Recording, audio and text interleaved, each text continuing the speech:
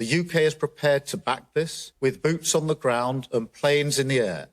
Global conflict is heating up here. Welcome back to Moose and Loose. My name's David. Today we've got the UK announcing they're going to be putting boots on the ground and planes in the air in Ukraine, but with a catch. We also got Mark Carney comparing himself to Winston Churchill, here to save Canada. He's a crisis guy. He operates well in a crisis. We've got the Globe and Mail bureau chief saying Mark Carney is dodging his questions. We've also got Donald Trump threatening tariffs again. Let's jump into this. First up, we got Shreya Teese with some new polling data here. This is Innovative Research poll from February 19th to the 24th. Online poll, 1,789 adults. We've got 39% for the Conservatives, 30% for the Liberals, 16% for the NDP. This is falling in line with the other data that we're seeing from Abacus and not the extreme data we're seeing from Ecos and Main Street Research. We also got Shreya Teese modeling out the Innovative Research poll here, so we can see 174 seats for the Conservative, 122 for the Liberals. This is still a Conservative majority. Not a super majority, but still majority. Got this one here. It says Trudeau expected to meet with King Charles to discuss matters of importance to Canada. One of those matters being Canada's sovereignty, according to the Prime Minister. What is this? These guys are both losers. What exactly are they going to be talking about? This bumbling buffoon Justin Trudeau has got 7 days left, and this is what he's doing, gallivanting around Europe. It's funny, Conservative MP here replied with this. It says Liberals take down Queen portrait installed by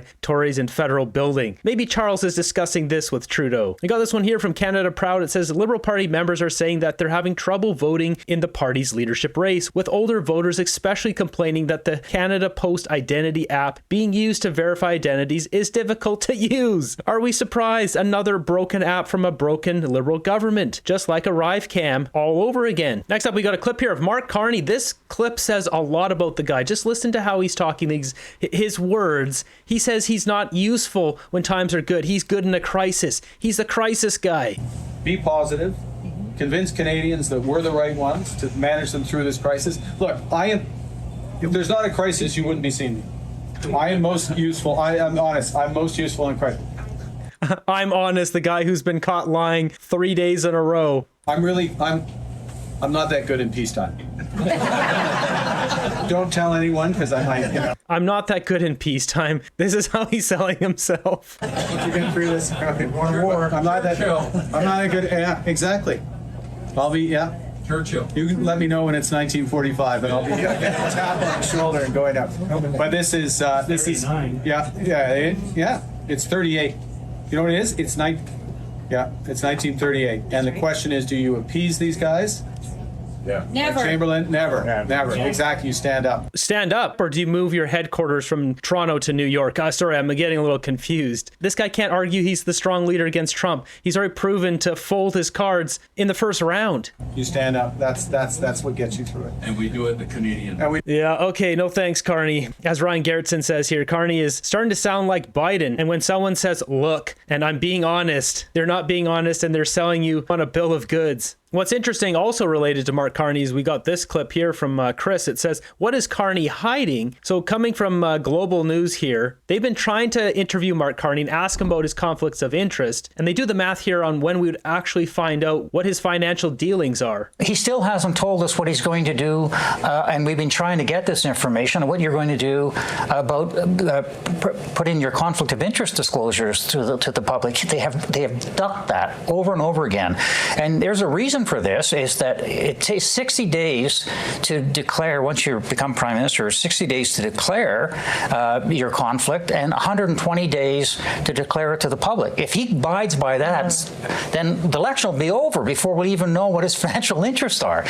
So he's been ducking us a lot. He'll take 2 questions, maybe 3, and then they run away from us. That says a lot about the man. Won't answer questions. Another thing, too, Andrew Scheer is an American citizen as well as Canadian. He said he would give up his citizenship if he became prime minister. Is Mark Carney going to do the same thing? Is he going to give up his Irish and English passports if he becomes prime minister? Carney's essentially Biden without the diaper. It's not hidden. It's right in plain sight. He's a globalist sent to break Canada. With that, we've got Captain Schmuck bragging that he's given $20 billion of our money to Ukraine. We've also invested close to $20 billion in supports for Ukraine, military, economic, and other.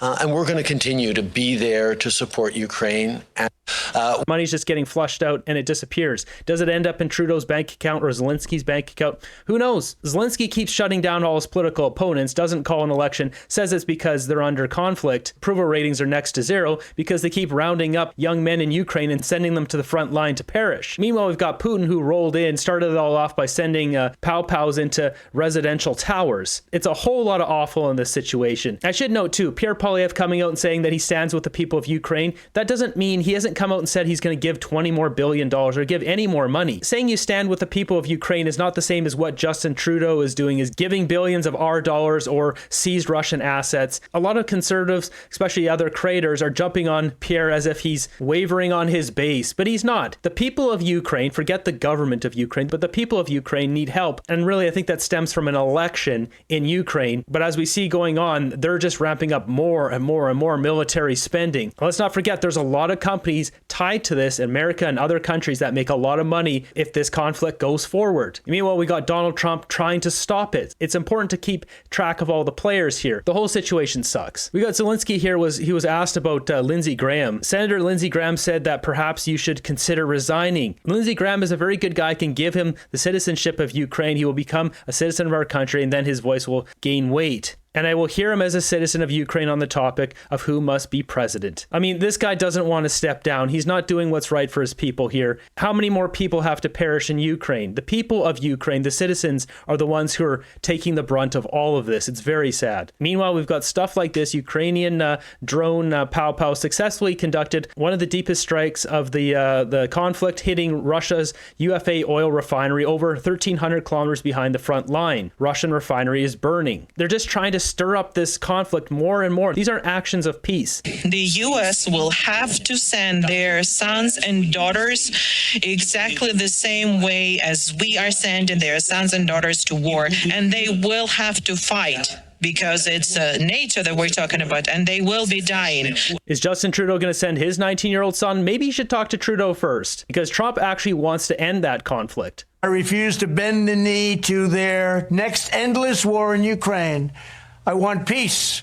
They want money and they want conflict, even if it means walking us into the brink of World War III, which frankly it is doing, and it's doing it rapidly. Check out this. So we've got Keir Starmer of the UK saying that they're going to be putting boots on the ground in Ukraine. Their boots, UK boots. First, we will keep the military aid flowing and keep increasing the economic pressure on Russia to strengthen Ukraine now. Second, we agreed that any lasting peace must ensure Ukraine's sovereignty and security, and Ukraine must be at the table. Third, in the event of a peace deal, we will keep boosting Ukraine's own defensive capability to deter any future invasion. Fourth, we will go further to develop a coalition of the willing to defend a deal in Ukraine and to guarantee the peace. Not every nation will feel able to contribute, but that can't mean that we sit back. Instead, those willing will intensify planning now with real urgency. The UK is prepared to back this with boots on the ground and planes in the air. Together with others, Europe must do the heavy lifting. But to support peace in our continent and to succeed, this effort must have strong US backing. We're working with the US on this point after my meeting with President Trump last week. And let me be clear, we agree with the President on the urgent need for a durable peace. Now,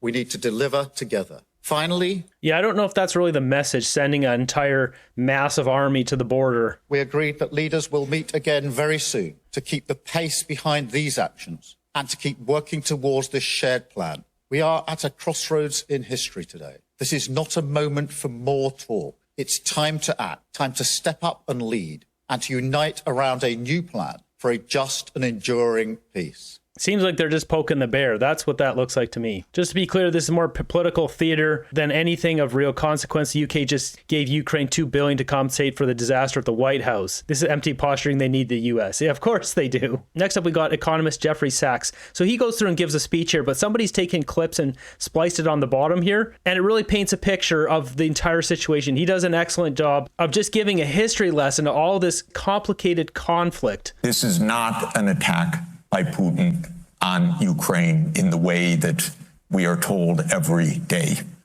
This started in 1990, February 9th, 1990, James Baker III, our Secretary of State, said to Mikhail Gorbachev, NATO will not move 1 inch eastward if you agree to German unification, basically ending World War II.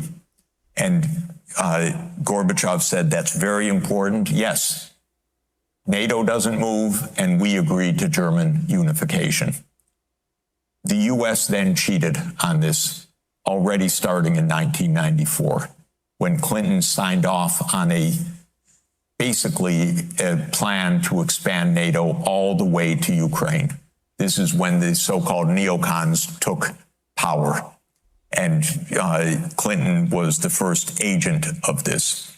And the expansion of NATO started in 1999 with Poland, Hungary, and Czech Republic. At that point, Russia didn't much care. There was no border other than with the Königsberg, but other than that, there was no direct threat. Then the U.S. led the bombing of Serbia in 1999. That was bad, by the way, because that was a use of NATO to bomb a European capital, Belgrade, 78 straight days to break the country apart. The Russians didn't like that very much. But Putin became president, they swallowed it, they complained, but even Putin started out pro-European, pro-American, actually asked maybe we should join NATO when there was still the idea of some kind of mutually respectful relationship. Then 9/11 came, then came Afghanistan, and the Russians said, yeah, we'll support you, we understand, to root out terror. But then came 2 other decisive actions. In 2002, the United States unilaterally walked out of the Anti-Ballistic Missile Treaty. This was probably the most decisive event, never discussed in this context. But what it did was trigger the U.S. putting in missile systems in Eastern Europe that Russia views as a dire, direct threat. In 2004-05, we engaged in a soft regime change operation in Ukraine. But in 2009, Yanukovych won the election and he became president, and in 2010 on the basis of neutrality for Ukraine. That calmed things down because the U.S. was pushing NATO, but the people of Ukraine on the opinion polls didn't even want to be in NATO. They knew that the country is divided between ethnic Ukrainian, ethnic Russian. What do we want with this? We want to stay away from your problems. So in February 22nd, 2014, the United States participated actively in the overthrow of Yanukovych. A typical U.S. regime change operation, have no doubt about it. And the Russians did us a favor. They intercepted a really ugly call between Victoria Nuland, my colleague at Columbia University now, between her and the U.S. ambassador to Ukraine, Jeffrey Piat, who's a senior State Department official till today. And they talked about regime change. They said, who's going to be the next government? All of this is to say, the U.S. then said, okay, now NATO's really going to enlarge. And Putin kept saying, stop. You promised no NATO enlargement. It's been, by the way, I forgot to mention, in 2004, Estonia, Latvia, Lithuania, Bulgaria, Romania, Slovakia, Slovenia, 7 more countries in the not 1 inch eastward. Yeah, this encroachment of NATO towards Russia. Plus, there's a whole history. Actually, Tucker Carlson, when he went to talk with Putin, he gave a full history on it. It's all very complicated and convoluted. But if you want to dig into the nitty gritty based on Putin's side of things. And then, okay, it's a long story, but the U.S. kept rejecting the basic idea, don't expand NATO to Russia's border in a context where we're putting in goddamn missile systems after breaking a treaty. 2019, we walked out of the Intermediate Nuclear Force Treaty. On December 15, 2021, Putin put on the table a draft Russia-U.S. security agreement. You can find it online. The basis of it is no NATO enlargement. I called the White House. that next week after that, begging them, take the negotiations. Putin's offered something, avoid this war. Oh, Jeff, there's not going to be a war. Announce that NATO's not going to enlarge. Oh, don't worry, NATO's not going to enlarge. I said, oh, you're going to have a war over something that's not going to happen? Why don't you announce them? And he said, no, our policy is an open door. This is Jake Sullivan. Our policy is an open door policy. Open door for NATO enlargement. That is under the category of bullshit, by the way. You don't have your right to put your military bases anywhere you want and expect peace in this world. They turned down the negotiations. Then the special military operation started. And 5 days later, Zelenskyy says, okay, neutrality. And then the United States and Britain said, no way. You guys fight on. We got your back. We don't have your front. You're all going to die. But we got your back as we kept pushing them into the front lines. That's 600,000 deaths now of Ukrainians since Boris Johnson flew to Kyiv to tell them to be brave. So yeah, that's a messy situation. Now you see with what Keir Starmer is doing, giving them more money, wanting to push.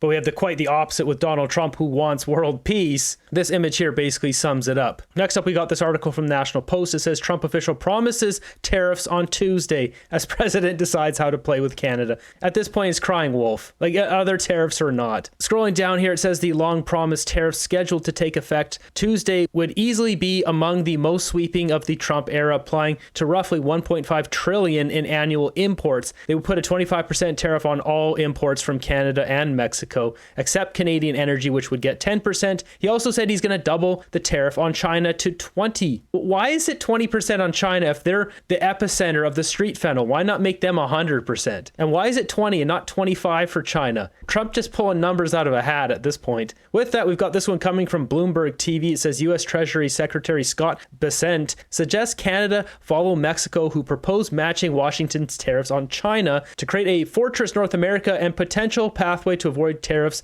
on their exports. When we look at tariffs, there's a lot of different things being talked about, proposed, threatened, even imposed. One of them is Mexico, which comes up next week. Is it important to get the revenue from the Mexico tariffs? Because I know Mexico is sort of moving, it appears, right now, for example, with respect to tariffs on things coming into Mexico from China. Can they get off the hook on tariffs? So the tariff negotiation isn't under the purview of Treasury. It's USTR, U.S. Trade Representative and Commerce. So I'm going to leave that question to them. I do think one very interesting proposal that the Mexican government has made is perhaps matching the U.S. on our China tariffs. I think it would be a nice gesture if the Canadians did it also. So in a way, we could have Fortress North America from the flood of Chinese imports that's coming out of the most unbalanced economy in the history of modern times. I doubt anything's going to happen because Justin Trudeau and the Liberals are a bunch of losers. Like, they're not running our country properly. They don't even care. They're doing their leadership race. Canada is compromised by China, and Americans know it. We are being forced to decide which country to align with. We need to choose wisely, but I already know our current government won't go against China. Exactly. We also got this one. It says Howard Lutnick walks back Tuesday's blanket 25% Canada and Mexico tariffs. They've done a reasonable job on the border. They're going to be tariffs on Tuesday. Exactly what they are is a fluid situation. So before I even can put this video out, it's changing. Mexico, Canada, and China. China has already said it's going to retaliate. Are you expecting American goods prices to go higher in the short term, given the fact that this looks like a fight here as well? Well, look, we care about two things, right? The March 4th is about the border, and both Mexico and Canada have done a reasonable job on the border. They're both working hard on the border. You know, we've had the lowest crossings ever under Donald Trump because of his ability to negotiate with Canada and Mexico. But the fentanyl continues to come into this country and continues to murder our people. And the ingredients are made in China. They're sent to Mexico and Canada, and then they come and attack our country, and that's got to end. So the president's been crystal clear on those 2 points. They have done a lot, so he's sort of thinking about right now how exactly he wants to play it with Mexico and Canada, and that is a fluid situation. There are going to be tariffs on Tuesday on Mexico and Canada. Exactly what they are, we're going to leave that for the president and his team to negotiate. And obviously, I'm talking to him all the time to discuss what that's going to be on Tuesday. But China's got to stop making these ingredients. So he's right with that. China does have to stop making those ingredients. As for the tariffs, I'll believe them when I see them because they just keep crying wolf at this point. Sounds like some backpedaling going on here. Hard for USA and Canadian business to grow when they don't know what the next week will hold. He has all reciprocal tariffs coming on both. Auto industry will freeze. Americans will be laid off. Like, it's just a mess. There we have it. Will Trump put on tariffs or not? We don't know. Will the UK put boots on the ground? Who knows? Will Mark Carney ever answer a question? Who knows?